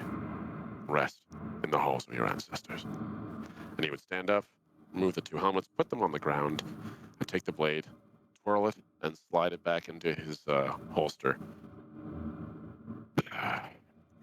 Go ahead, brother. And he would just tap you on the shoulder and walk towards the entrance of the airlock. But before you could walk away, Sugan would like go to reach out what was left of his arm to like clasp you, but Sugan still hasn't like gotten over the whole idea yet, so he just completely like tries to grab you, but just like bonks you a little bit with what's left of his arm, and then he like immediately falls up and clasps with his other arm. It's like, He'd meet you. I'm gonna take the helmets, and I'm gonna take the power sword and the storm shield, and I'm gonna take all those things with me. The storm shield was requisitioned, was it not? It was a requisition item, yes. But your sword is not. Your sword is yours. My sword is, but I did upgrade it with arcane weaponry. Okay, well, they're not going to take that away. It's mine now. I dropped that for you. That was on purpose. Thank you. I'm going to take the sword. I'm going to take the shield, take the helmets. And yeah, whenever we get downtime, I wanted to do something special with them. So. Very good. Well, Yeah, the only thing that Helicoprion would concede towards a warm emotion is as soon as we are back in person, yes, accent. sorry, you keep Sorry about that. I don't know why I keep cutting out. I think there's something. It's been a problem. Do you have Chris on Discord? I'll check it later. Helicoprion will do one thing as the closest thing to a moment of sentiment, and he will update the back he carries now. Names of you update the what? back banner, Okay. because I've got the banner as war gear, so we're keeping it up to date. Very good. Okay, with that, we're going to take our final break for the evening. Don't go anywhere, folks. We will be right back with more Kill Team Last Bastion.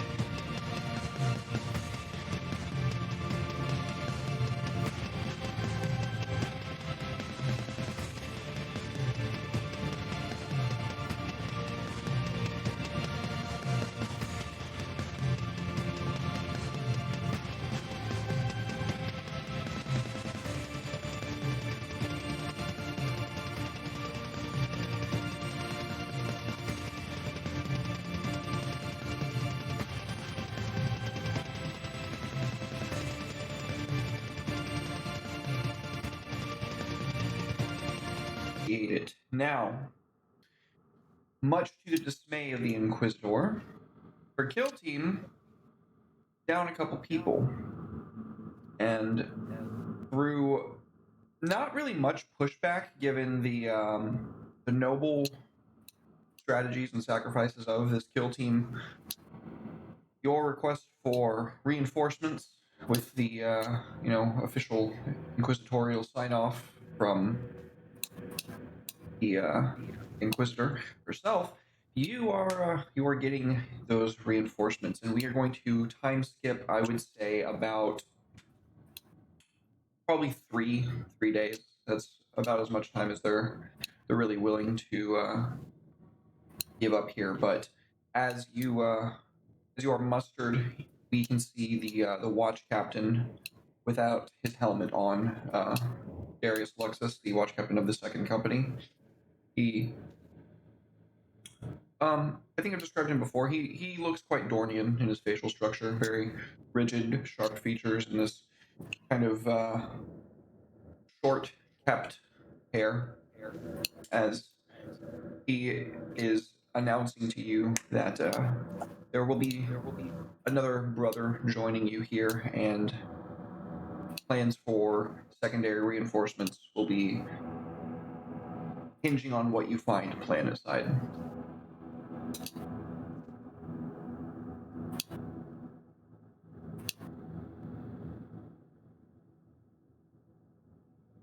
Jackson would just be quietly like nodding the entire time.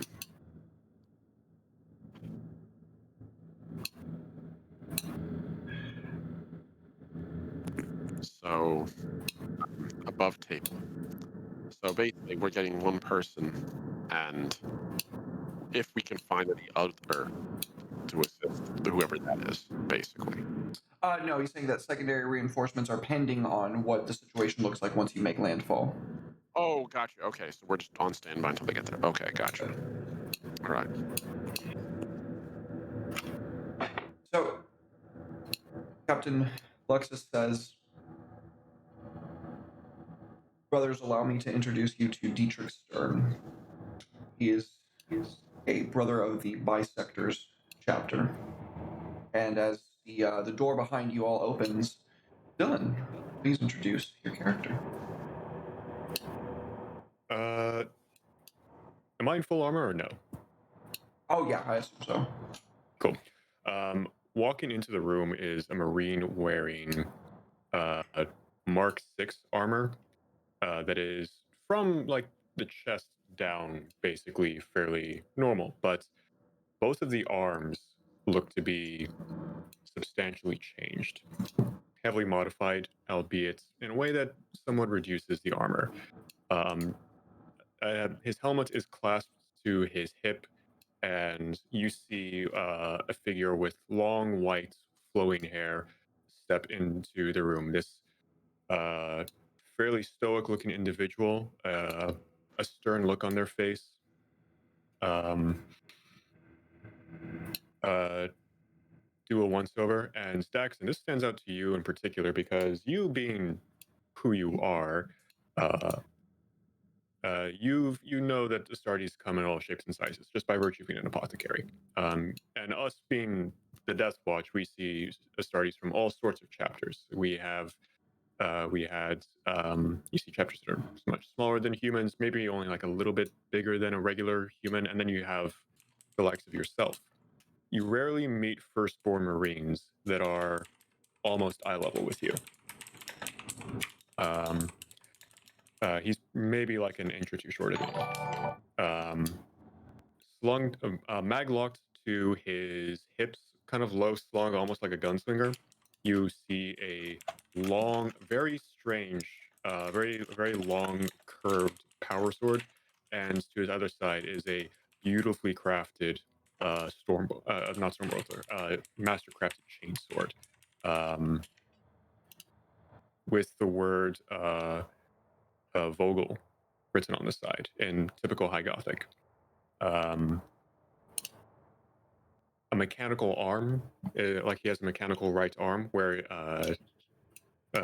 like as opposed to his left, which would be like the Death Watch typical symbol, and wrapped around the mechanical forearm is a long linen cloth of some kind. Not like a purity seal. This is something else, but like similar. Wonderful. Cassie, thank you so much for the raid. Much love, much appreciated. Soul, thank you so much for the biddies. So much love, dude. Gotta cheer the raid, man. Hell yeah. Welcome in, Raiders. Welcome in.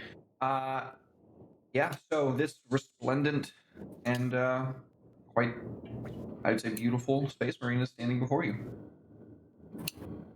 You're gonna make me blush. You know that gif of the guy that has like the newspaper and he's like he's like fanning himself, he's like profusely sweating. Yeah.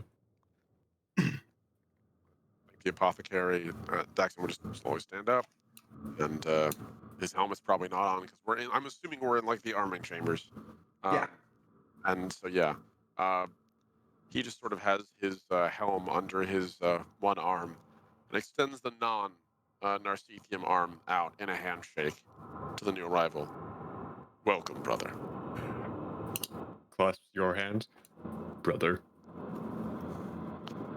You can actually right now you can see the crystalline skin that he has running along his temples to the top of his cheeks here. Yeah. And it's at this point it's grown a tiny little bit, not a lot, but now we're looking at half an inch or so. He's due to take a belt sander to it probably any day. And It's foul. Why would you say it like that?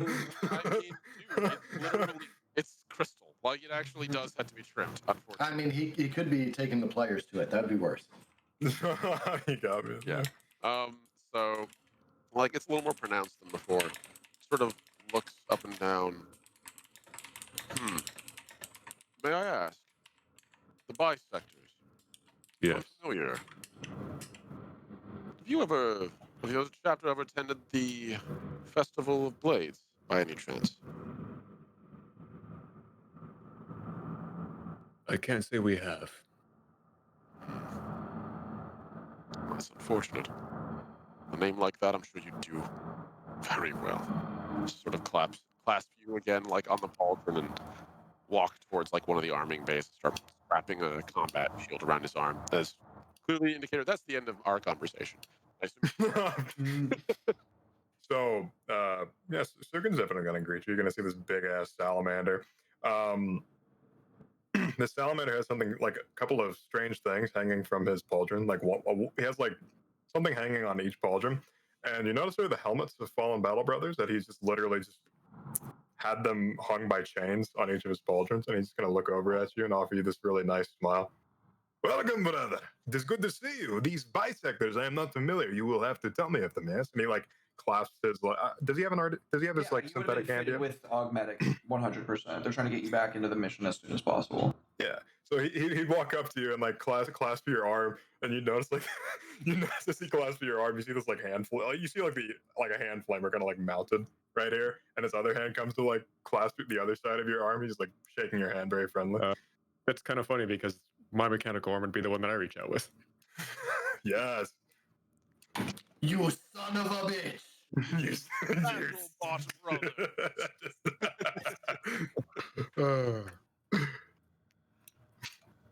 It's good to meet you, yes?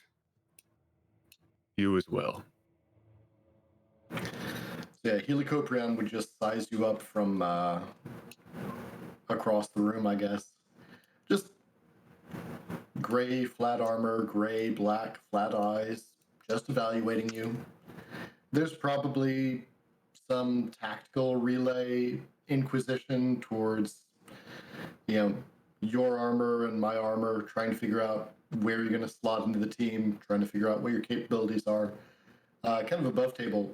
You more melee with that? I'm an assault marine. Okay. Do you have a jump pack? I do. Nice. So there's going to be the nod of hell yeah, we can be flying. But there's no hell yeah. There's just flat affect. Hell yeah, we're gonna get another fucking. Oh, we're gonna skirmish, dude. If you can send me your squad abilities, let me know. Yeah, I will do. Because I can activate those. Yeah.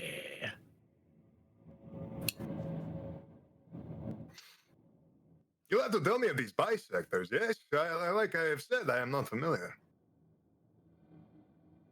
We cut. I like the simplicity of another. You like clap you on the pauldron. I burn. So we shall do good. Cut and burn. Yes, that is saying, perhaps. It is slash and burn, Brother Sugan, and it is good to see you getting along well. We don't know what to expect once you make landfall, so make your final preparations. Emperor be with you. He makes the sign of the Aquila, Emperor protect. And he walks from the room. Pretty sure it was cut and burn. And scratching the side of his head, be like, So, above table here, out of character, we're going to a mostly water world, yeah? Yeah. Okay. Then I'm definitely going to make sure that whatever pissant serfs are attending us, they make sure that all of our seals and shit are good. And I'm going to fire a quick missive off to Daxan to make sure that all of us have operational kick-ass third fucking lungs, because we're probably going to be breathing seawater before I fucking am done with you. Get to swimming, you landlubbers! Yeah, a wee bit. yeah. Yeah, seriously, no one's got, like, deficient third lungs, right? No, we're good. I think we're good, yeah. Very good. So, yeah. Final requisitions. Dietrich, brother Dietrich. Make sure that he is kitted, outfitted, and ready to go. What are you fielding as far as ranged weapons? I have an exceptionally crafted regular Astartes bolter, and I did have some Kraken rounds. Not a lot. I'm very good at one thing. I have the standard issue grenades and that kind of stuff, and a bolt pistol as well. Right. And other than that, I am basically I got to get into melee to do my shit.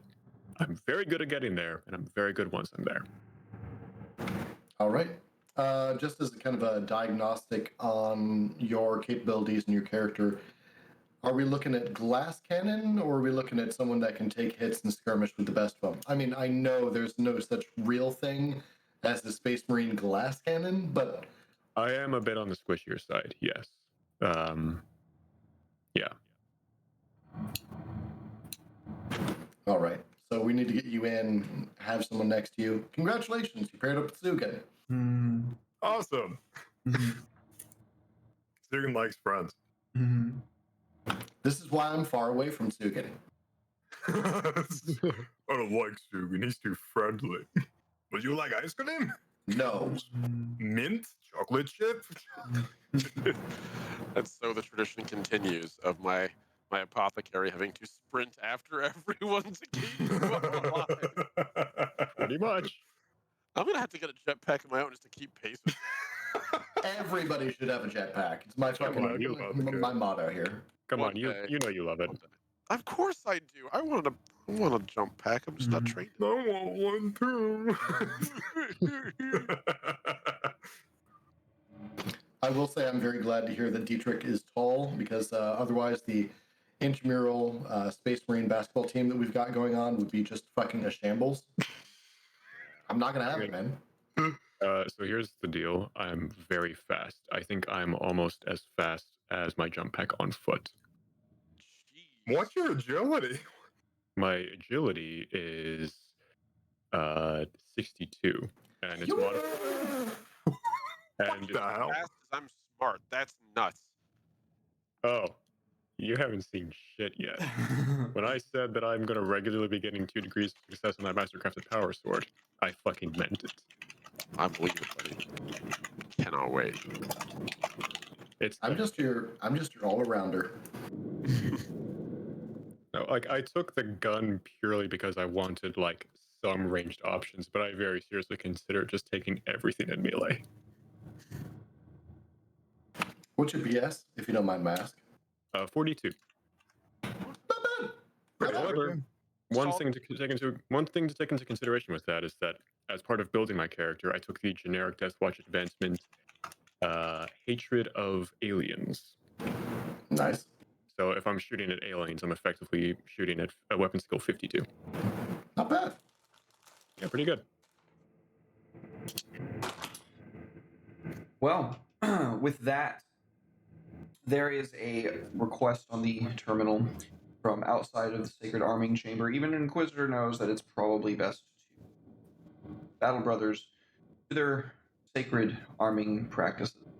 As you all restock your ammunition and resupply, in not an impatient tone, but just kind of a edged tone to her voice, as if already being delayed this much has set her back considerably. Inquisitor Quist says, have you made your final arrangements?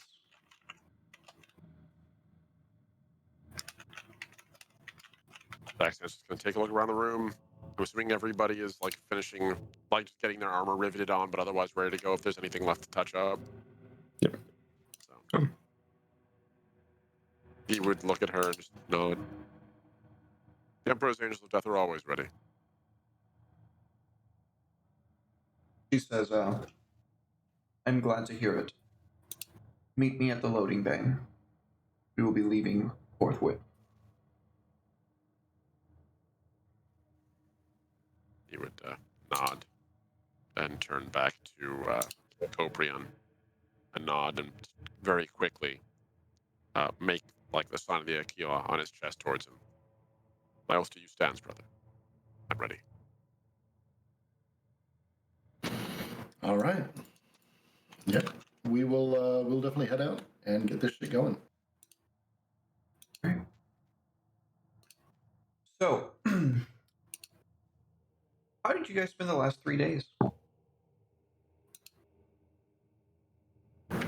How did we spend the last 3 days? Mm-hmm. I suspect a lot of it was attaching a new cybernetic arm to our friend here. And I'm also working on mastercrafted armor since I am a salamander, after all. Gotta be making me things. Also trying to find the rules for arcane implements for this force sword. Arcane Implements is in Rites of Battle. It basically allows you to add or remove a weapon quality to a weapon. The thing you're going to want to look for is in the core rulebook is the power field rule. It's under melee weapons. Gotcha, power field. Actually, I have it right here. It's on PDF page 144. Sounds good. Thank you very much. You got it.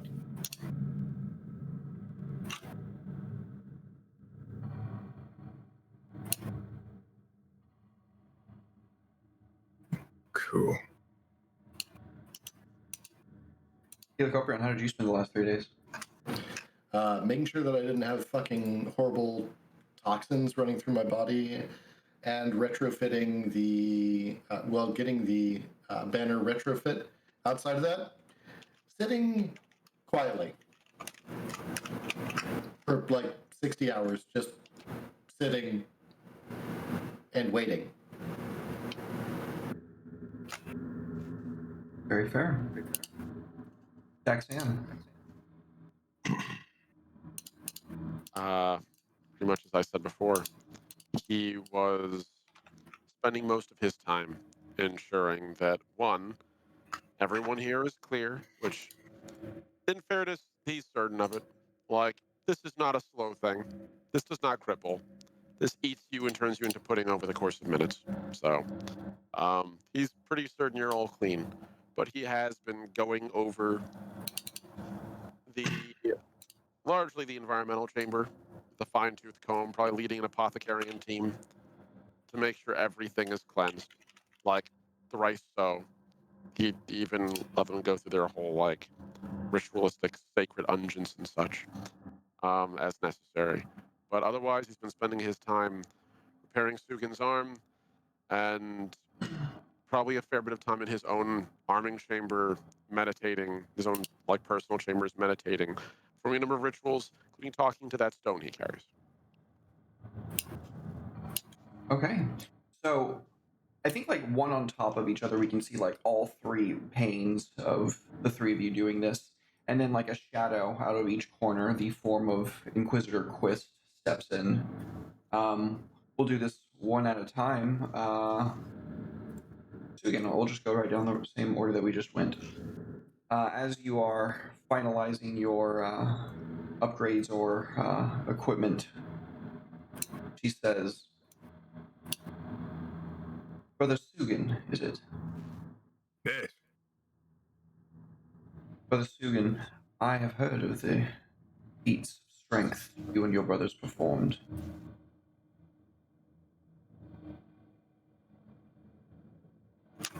Yes. Well, they are a competent bunch.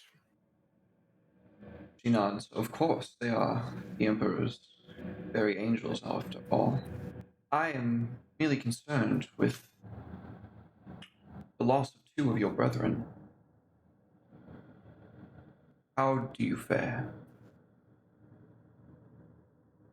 I carry them with me. He just gestured this head towards each of his pauldrons, which had both of their helmets hanging off of them by a very immaculate, like this nice silvery chain with like spikes on it. She nods as if understanding, not really really understanding, but it's an Astartes thing. I'm not really gonna get it. Yeah. That is very kind of you. I believe that we all carry on the memories of those that we love and salute in service to our Emperor, and we fight for them. Yes, and fight I shall. She nods as if there's this understanding. Please make a willpower test for me. Yes. Yeah. Willpower. Is this for anything in particular, or is it just... She's pressing up against your mind.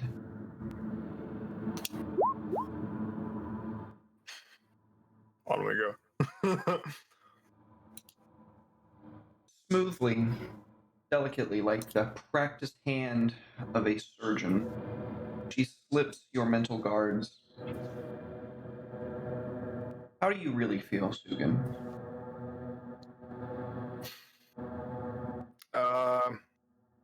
Stugan feels like a failure right now. He's not. He's. In the past 3 days, he has gotten over the mourning process, the idea of like the sorrow of the loss of his brethren. But the thing that he has not been able to get over is the shame and utter sorrow that he feels about the fact that he was unable to stand his ground for his brothers and take their place. She withdraws her psychic scalpel, and when you come back to your senses from reliving those moments, you can see a tear running down her face, and she kind of nods. Brother Stugan, there are things that I wish I could tell you about what we might find in the world. I don't know what lies beneath these oceans. But the man, and she her breath catches for a moment, and she takes a sigh. But the Inquisitor was close to me.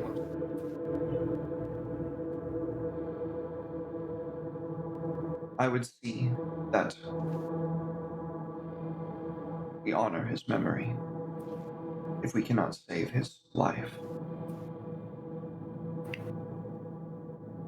It will be done. You have my word. And kind of soundlessly, she slips from the room. We go to Helicoprion, who are you meditating, or are you aware of your surroundings? How are you just vibing? I'm waiting. Just sitting there, waiting. Not meditating, not zoned out, just quietly sitting and waiting. There's not really a sound of footsteps, but your superhuman senses. You have this keen awareness of another presence in the room, and from the corridor comes Inquisitor Quist. I will stand.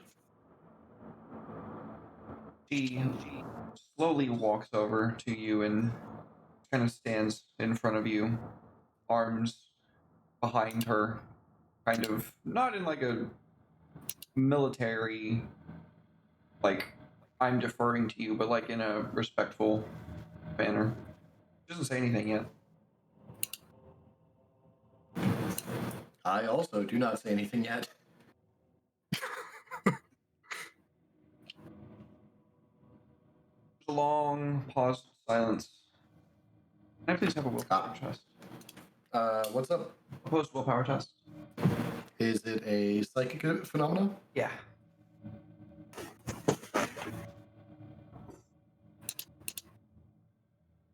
Give me just one moment.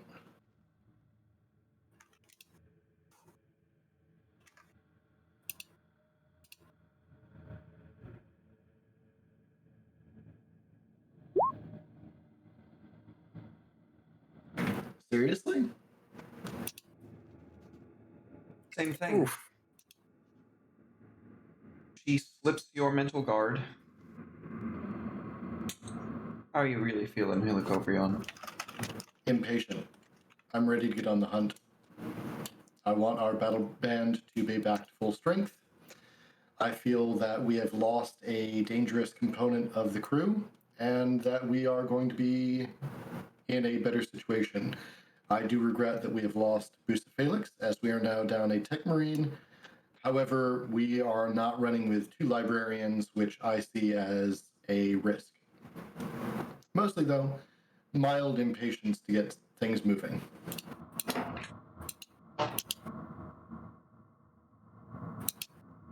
Without another word, she leaves. Good. Get the fuck out of here. As that scene ends and she immediately pivots and leaves, that door closes, and as it closes, the last thing that's seen in the scene, just the very faintest smile. You cheeky bastard. He doesn't dislike being cold. Yeah, he takes joy in it. It's fucking sick. What a little bit of it he can. He started going to like a full-on fist pump. Like, That's Woo! That's what he's got. Daxan, on one of your scourings, surrounded by servitors, you hear a couple of footsteps behind you, and Inquisitor Quist clears her throat. When you turn to see her, she has her gloved hand to her mouth, and then she's got kind of like a wry look in one of her eyes as she lowers it, like, find anything yet? She's kind of smiling at you. Daxan slowly turns, the helm still sealed. I figure, like anyone doing this task, if you're a serf, you're probably in, for this thing, like full-on hazmat. Probably coated in rad foam and like chemical engines designed to neutralize stuff. This is Life Eater. You take like 0 risks with All this. servitors, yep. Yeah, whereas for him, he's probably himself coated head to toe in like foam and thick, like almost oily engines designed to be chemically neutral to any sort of viral activity. And so he just kind of reaches up and wipes like a bunch of slime off his visor, slaps it on the ground, and then makes the sign of the Aquila. No, if I did, you'd have known. Welcome, Inquisitor. What brings you to these hollowed halls, and the risk that might entail within them? Father Daxan, I know of what previously experienced, and I'm not doubtful at all of your skill or your resolution. I merely wish to ask, how are you doing? Dexan pauses and looks a little bit to the side. Like, again, he's wearing his helmet, so Astartes' face is basically metal face with 2 red lenses. But, like, the gesture of him, like, looking a little to the side, you know, that's like a full-on thinker pose for, like, a normal person. He just pauses there for a second and looks back up. Frankly, furious, vexed. It's not clouding my judgment, if you're worried about that. But it took everything to not throw myself after those bastards. My blade is useless against them, as it stands. Till I have a better means, I serve the memory better by honoring their request. And death by life eater is a failure by all Astartes and apothecaries. I know better than to ask why you had it. It's the Inquisition's task, not mine. I will register as an apothecary and a physician. My obvious, posthumous recommendation to not repeat the storage of such a thing here.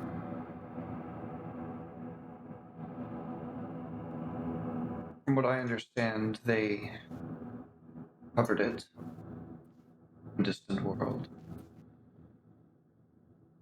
They were bringing it back. They fell to an ambush laid by the Plague Marine of the Death Guard League. The pestilent wind is... His name is legend amongst his Marines. They had not lost a single Astartes till you. Take pride in that. There is no failure in saving the Watch Fortress. The Emperor's work remains to be done. And with such a thing standing, due to the deeds of your squad, that is no failure. And nods. I have a request. If I may. What is it, Brother Daxon? He reaches his hand up and draws the power sword. Just idly twirls it until it's blade down. Just lets it slide. And the top of the sword, the whole thing is raised around the edge. So it sort of chunks into the ground with like an electric bite. I have neither the means or the ability to bless such a weapon. I request it.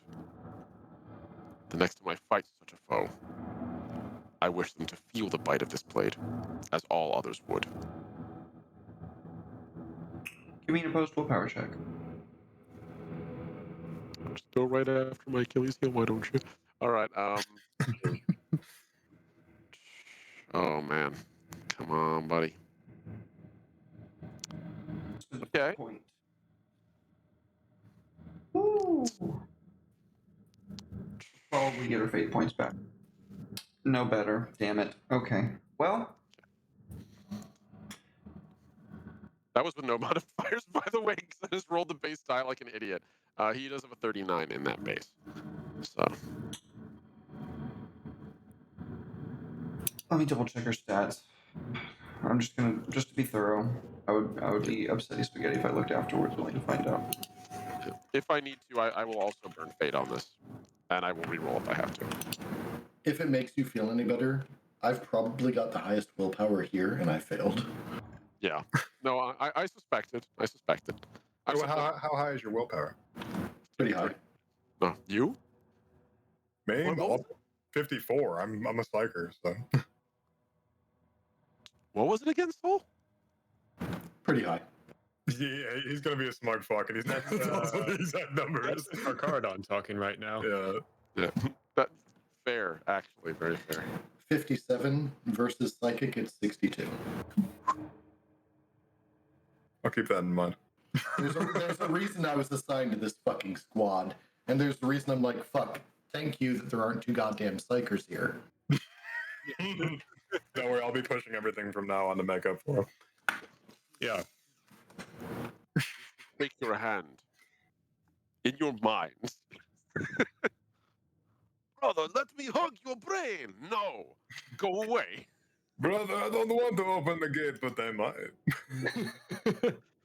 I want to hug you. No. It's like Space Marine sprinting after Space Marine. Self-immolates. Melt a charge, hug, melt a charge looking. Same thing. Why is it doing the thing? It's doing the thing where it's not loading the pages that I need. I'm sorry, Chief. Oh, come on. Please. Nope, not allowed. Never. Do the same goddamn thing.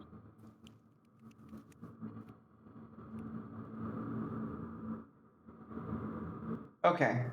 I'm going to say, for the sake of keeping the thing moving, Daxon, you are able to hold fast in your hatred, your malice for the enemy, and you stonewall the Inquisitor. And we can see her smile, gratified by this, as if that's enough answer for her. And she says,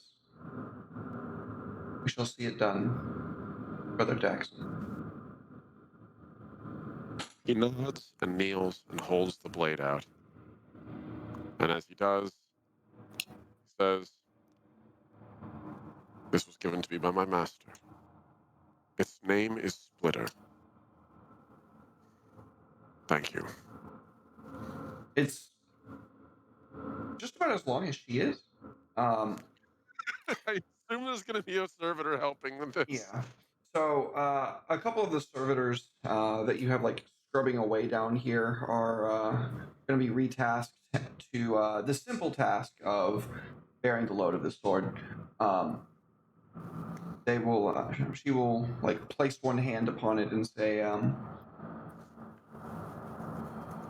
"You will have your vengeance." He nods. Service in the Emperor's name is its own reward, Inquisitor. But I will not say no to it when it comes. Thank you. And he bows his head respectfully. Yeah. So, Dietrich, where does the Yes. Inquisitor find you?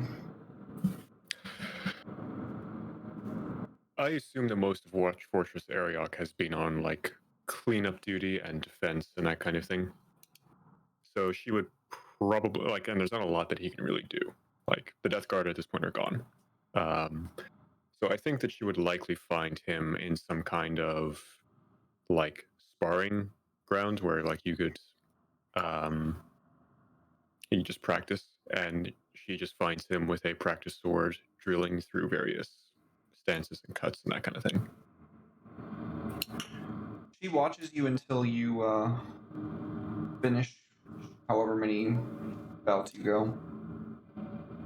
I think partway through like one sort of like set of exercises that he's doing with the sword, he doesn't stop what he's doing, but with a casual disrespect that I think that she as an inquisitor is not used to. He says, "Are you here to enjoy the view? Do you have something?" He says, "I came because I have it on good word that you are finally getting an assignment to a kill team, Brother Dietrich." That's so. She nods.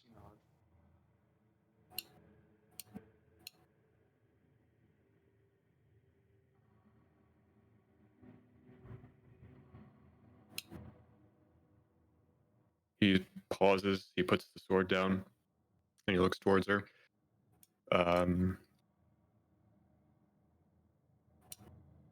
Any particular reason why you're here to tell me this personally?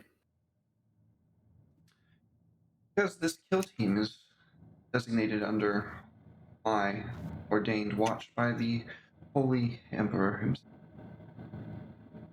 Then I suppose we'll be working together. I suppose you're right.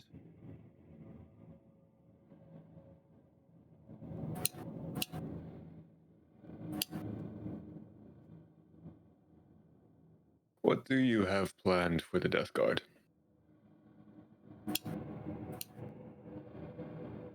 I have nothing planned. I only carry out service in the Emperor's name. My plan is to go to Fortress World Karlak, investigate this petty disturbance, some Inquisitor going missing or something, and, well, we're going to obviously find out what's happened to them and put an end to whatever heresy or nonsense is going on there.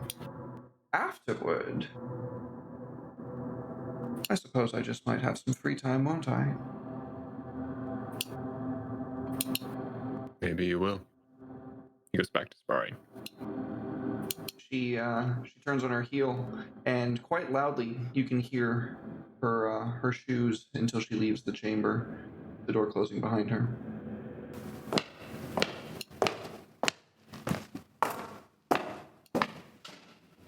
And He pauses for a sec. He pauses for a second. Looks at the closed door. I like that one.